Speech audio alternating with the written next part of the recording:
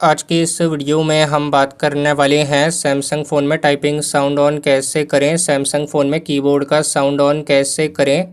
तो फ़िलहाल अगर हम टाइपिंग कर रहे हैं तो कोई साउंड नहीं आ रहा है, तो साउंड कैसे ऑन करें। इसके लिए आप अपने फ़ोन में कीबोर्ड से बाहर आइए और अब अपने फ़ोन में सेटिंग्स ओपन करिए। फ़ोन की सेटिंग में आएंगे तो अब यहाँ पे नीचे आइए। नीचे आने पर आएगा sound and vibration, sound and vibration पे क्लिक करिए।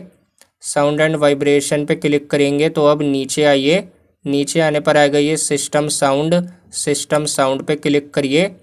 सिस्टम साउंड पे क्लिक करेंगे तो नीचे ये सैमसंग कीबोर्ड आएगा। और अगर ये सेटिंग में नहीं आएगा तो अपने फ़ोन में जब सेटिंग्स ओपन करेंगे तो सेटिंग में ऊपर आएगा राइट में ये सर्च आइकन पे क्लिक करिए और टाइप करिए सिस्टम साउंड टाइप करेंगे तो ये साउंड एंड वाइब्रेशन में सिस्टम साउंड पे क्लिक करिए। नीचे आइए, सिस्टम साउंड में आइए और नीचे ये सैमसंग कीबोर्ड आएगा। ये ऑफ है तो ये बटन पे क्लिक करिए, इसे ऑन करिए।